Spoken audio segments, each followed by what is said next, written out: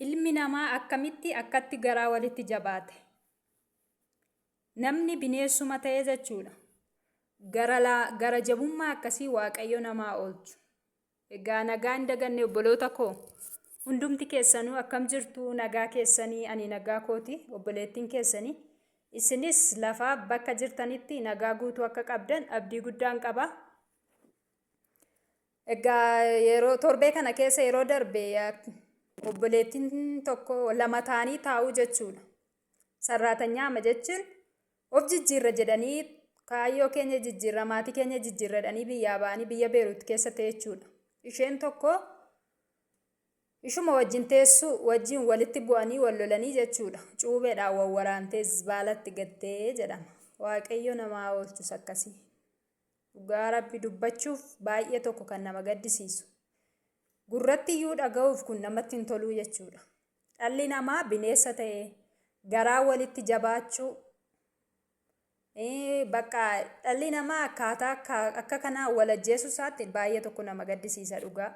Namni kamuu sarraatanyaa hojjettuu akka ishii ani hunda'uma akka kootti hojjettuu akka koo miti. Lammii biyya biraa otoo taate tuquun namarra hin jiru. Maaliif isheenis of jijjiiruuf anis of jijjiiruuf ba'e. Kaayyoo konan beeka isheenis kaayyoo ishii beekti. Maalirratti wal ga'ama otuma ta'e immoo daarii isaanii kamirratti wal ga'ame akkatti amma kana du'a amma kanaa biyya ormaa keessatti wal ajjeesanii wal kukkutanii isbaalatti wal gatuu maqaatu nu badee jechuudha. Maaliif lammii biyya tokko ta'anii jechuudha dhugaadha. Otoo lammii biyya garaagaraa nama wal hin beekne ta'e rakkoo iyyuu hin qabu. Maaliif rakkina hin qabu amma tokko. Kun garuu lammii biyya ofii nama wajjin nyaatanii wajjin jiraatanii nama wajjin mana tokko bulanii dhugaadha. Garuu akka mataa kootti baay'ee tokko namatti ulfaata. Nama akkasii kukkuttee isbaalatti gatuu ishii baay'ee tokko namatti dhaga'ama. Isheen garuu sammuu ishii sirrii natti fakkaata. Otoo sammuun nama tokko sirrii ta'ee sadarkaa amma kanaa wal ajjeesan maali sadarkaa wal ajjeesuu maaltu geessa? Ishii immoo wal ajjeesan rakkoo iyyuu hin qabu. Isbaalatti kukkutanii gatuu maaltu fide?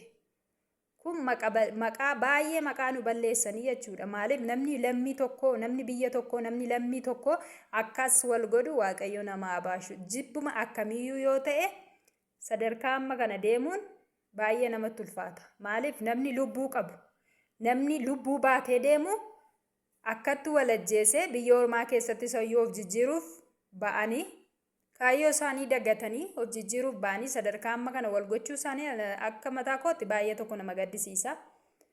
Kana namnumtuu namatti kolfaa lammiin biyya tokko sadarkaa amma kana wal godhuu yeroo ga'u baay'ee tokko namatti ulfaata.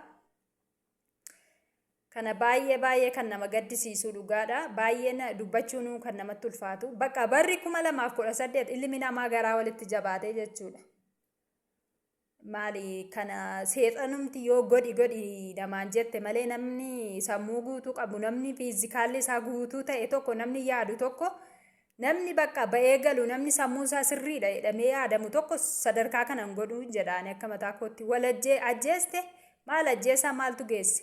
Ajjeeste immoo ishii maaltu kukkutuu isbaalatti naquu maaltu geesse? Kana safuudha abboo baraaf.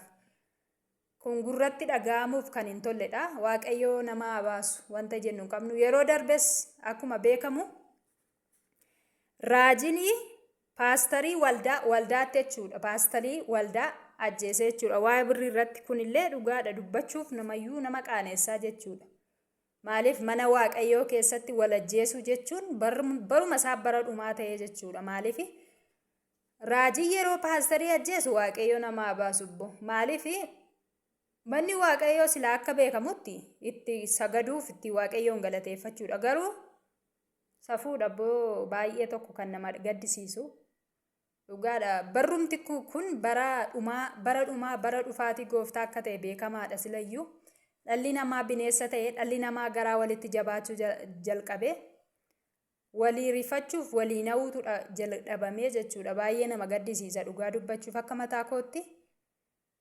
Egaa wanti godhamu hin jiru baruma dhumaati waan ta'eef Waaqayyo lafa jirrutti obboloota koo Waaqayyo nu haa gargaaru. Nuunis amma dandeenye olaa eegnu. Waaqayyo hiriyaa hamtuu fi hiriyaa gantuurra Waaqayyo nama haa qabu. Waaqayyo ni baasee bakkeetti nama baase bakkeetti nama nambisiini du'a diingataa Waaqayyo nu haa oolchu. Nuunis of eeguu qabna obboloota koo isiniin jechuu barbaade. Egaa akka ofaa eegnu Waaqa biratti isiniin jechuu barbaade. Baay'ee nama gaddisiisa.